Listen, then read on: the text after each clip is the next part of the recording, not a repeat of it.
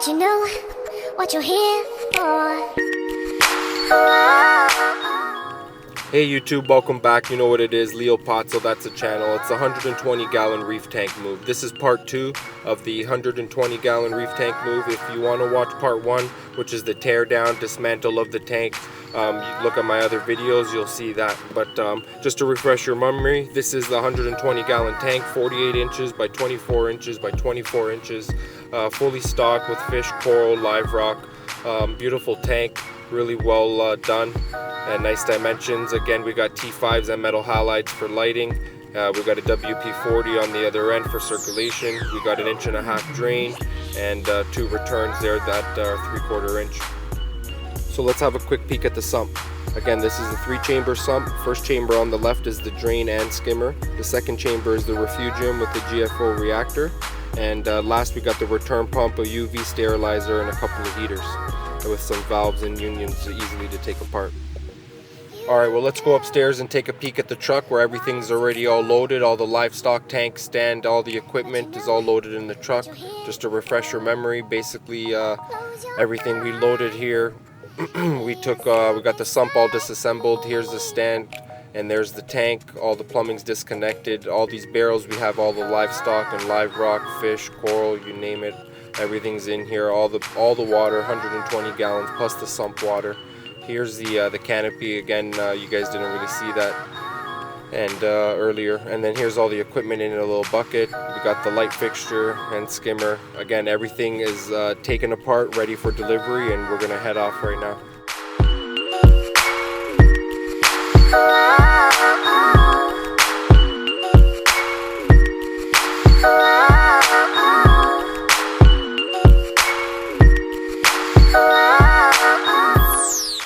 Well, alright guys, we're almost here. We're just pulling up to the area where we're going to be installing this tank. Let's head inside and take a look at where they want us to install it. Okay, so here we are inside. The owner has already marked out here with the green tape of where he wants to place the tank and stand. That's option number 1. This is option number 2. I wasn't really impressed with option number 2 because of the tile and hardwood floor not meeting up properly. So here we are outside in the truck. Taking a look at, we already offloaded everything out of the truck downstairs. Not really much footage of that. We went through the garage for all the livestock and coral and water. For the most part, this is the route that we had to take through the garage, up these little set of stairs here, around this turn. And let me just squeeze through here a couple of these bottles that we're still unloading to downstairs. So down these flight of stairs right here, around the corner to the left, and here we go. We have the tank we carried actually in through the side of the house through these doors. It was much easier, and most of this livestock we're just placing off to the side here, off of the hardwood floor onto the tile for now. So again, we chose option number 1 on where we're going to place the tank. So one of the crucial things that you want to make sure that when you're setting up the tank is that the floor is level. The tank is going to be sitting level once everything is all set up. So again, you want to make sure that the tank is going to be sitting level and it's going to be in the exact location on where you want it to be, because once it's full, you're not going to be able to move the tank and stand. So again, we're at the exact location, and make sure that the floor is level both ways, left to right and front to back. Alright, so let's pick up this tank and put it in place. Okay, so since this tank is drilled up 3 holes on the back of the tank there, we just want to make sure that all the plumbing is connected all nice and tight and snug before we push it up against the wall, because it won't be too easy to access afterwards. So right now I'm actually just adjusting the overflow box, make sure it's all snug and square, and just make sure it's sitting properly, nice and watertight. So it looks like we're almost ready for the fun part. We got the sump placed inside the stand right now, and we're just going to start loading up all the equipment slowly, one by one, start tossing it all in the sump, and get this bad boy going. So let's take a peek here on what we've done so far. We got the pump, the return pump in location. We got the UV sterilizer hooked up, ready to rock, and we got the GFO reactor there as well, ready to rock, and we got the skimmer there ready to rock as well.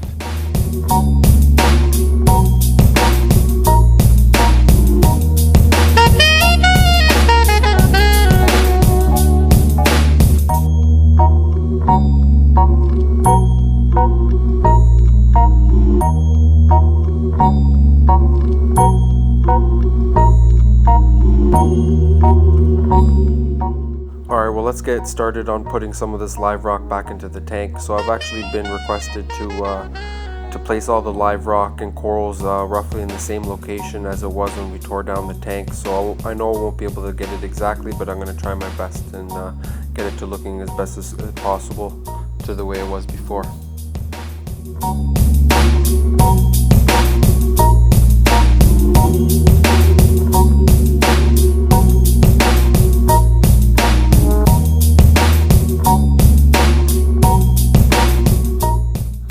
Okay, so I've actually started to place some of the corals into the location where they were when we tore down the tank. Again, as requested by the client, we want it to be set up as close as possible as it was previously. So I'm placing these corals into the location right now. Again, they're out of water. It might seem a little bit weird, but I'll show you why I did it this way in a little bit. Let's grab this leather toadstool coral here. Remember this from part 1, it was approximately about good 16 inches at the top of the head, huge toadstool, gigantic. This thing actually weighs quite a bit as it's attached to, mounted to this piece of live rock. I'm actually going to struggle here to place this bad boy into the tank here, finding a little home for it. You're the mercy to see me through all my sins. There were times in my life when I was going insane, trying to walk through.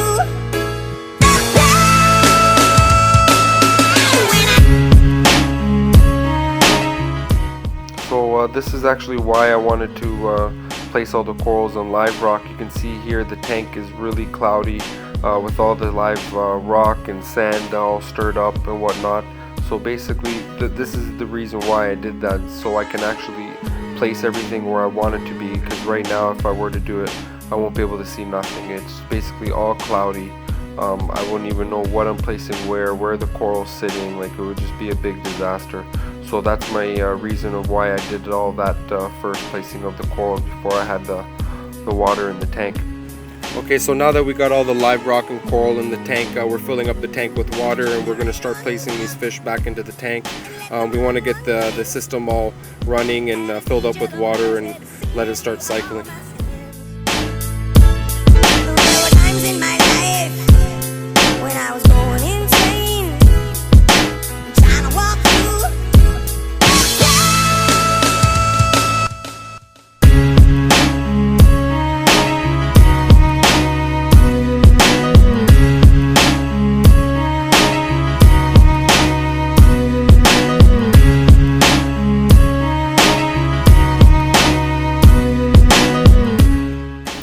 Okay, perfect. So we got this tank up and running. We threw on the light on for now temporarily, just for another couple more hours, because it is nighttime. The lights will be shutting off just to get the full effect.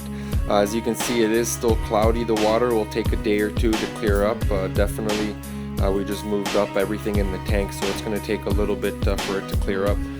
So stand by, stick with me, and I'm going to show you a quick view again of the sump and just try to explain a little bit better of the sump and how everything's working.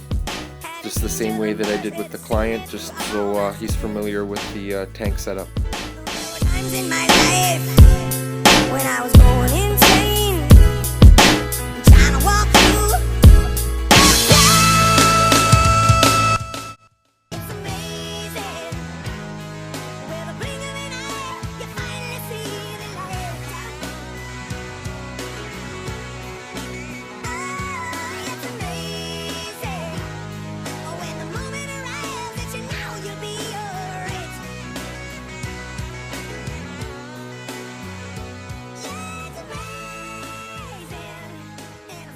Okay, let's take a closer look at the sump here now that the tank's running. So I marked out here on the green tape on the operating level of the system when it's running. You can see the mark there where the water level line is, and then that other mark there is for when the power shuts off, and where it should be when the power shuts off. So here's the skimmer. It's only been on for a little bit and it's already starting to foam up some skimmate here. Here's the GFO and carbon reactor. Here we have a UV sterilizer. Here we have the return pump with the union valve, which I was suggesting earlier, easy to take apart. And here's the LED light, red and white LED light over the refugium for the macroalgae, chaetoalgae. And what else do we have here? We've got some sand in the sand bed here, the refugium. We got 2 heaters, some filter floss foam in between the baffles. Again, the skimmer's working great, Coral Life skimmer. And other than that, that's pretty much a wrap. So I explained everything to the client so they know how everything's supposed to be and how everything's supposed to be running. So it can just be a quick check of opening up the cabinet doors, looking at those level marks that I made. The sump is equipped with an auto top-off system, but currently is not hooked up, so the client will have to manually add the evaporating water to the tank himself on a daily basis. So I mentioned to him that you have to monitor the pump to make sure it does not run dry, and that it should be again at those level marks that I made there on the green tape, so you know it's at normal operating level there.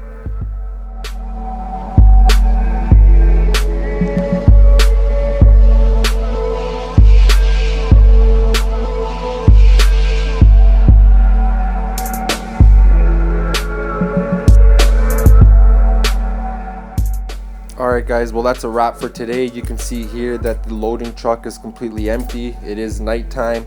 It was a long day's work. Everything is complete. I'm very happy on how everything went.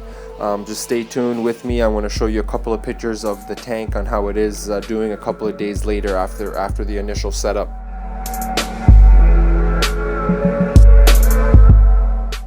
Well guys, here's a couple of pics of the tank 2 days later after the initial setup. I'd just like to say thank you very much for watching, and again to all the new subscribers, thank you very much. If you haven't subscribed already, please do so. Trust me, there's a lot of new videos coming out. I just got to edit the footage and put it on and publish it. So guys, stay tuned. Leopazzo, you know what it is. That's what time it is. Please like, subscribe, comment, share. Let me know what's up. Get the best interview done, you know.